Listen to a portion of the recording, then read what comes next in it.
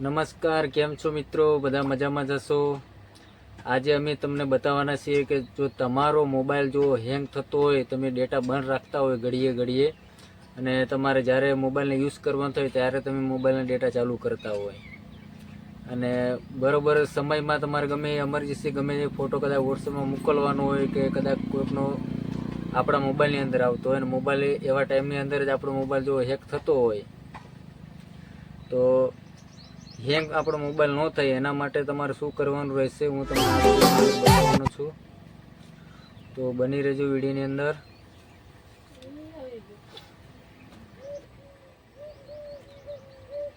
તો મિત્રો, બધાથી પહેલાં તો આપણી જે પ્લે સ્ટોર આઈડી છે ને એને ઓપન કરી લેવાની છે. તો ચાલો મિત્રો, આપણે આઈડીને ઓપન કરી લઈએ.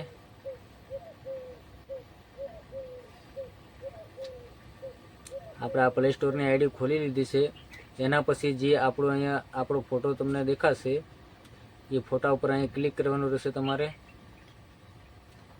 આના ઉપર ક્લિક કરશો એટલે પહેલા જ નંબરની ઉપર તમને બતાવશે. આના ઉપર ક્લિક કરવાનું રહેશે.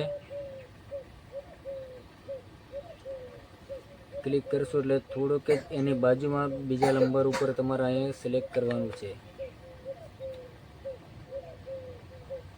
આના ઉપર ક્લિક કરવાનું છે મિત્રો.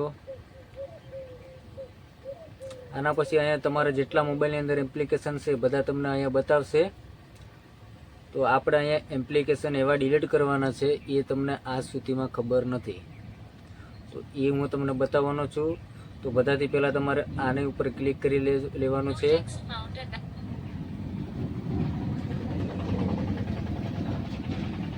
અહીંયા ક્લિક કરી લેવાનું છે તમારે. ક્લિક કર્યા પછી બધાથી નીચે ઓપ્શન ઉપર ક્લિક કરવાનું છે તમારે.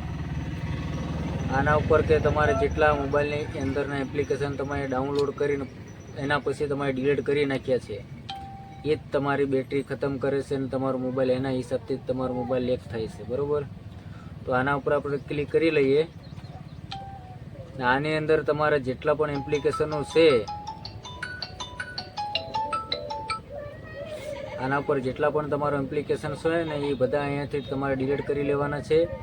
આ તમારા પહેલેથી જ મોબાઈલની અંદર ડિલીટ કરી નાખેલા એપ્લિકેશન છે એ જ તમારો મોબાઈલ ચોંટાડે છે, બરાબર? એટલે અહીંયાથી બધા તમારે એક એક કરીને અહીંયા સિલેક્ટ કરી લેવાનું છે. અહીંયા ડિલીટ કરવાનું ઓપ્શન છે, તો અહીંયાથી ડિલીટ કરી નાખવાનું છે. આવી રીતે તમારા જેટલા પણ એપ્લિકેશન હોય બધા ડિલીટ કરી નાખવાના મિત્રો, એટલે તમારો મોબાઈલ સારી રીતે ચાલવા મળશે. અને આ વિડીયો કેવો લાગ્યો છે કોમેન્ટની અંદર જરૂરથી જણાવજો.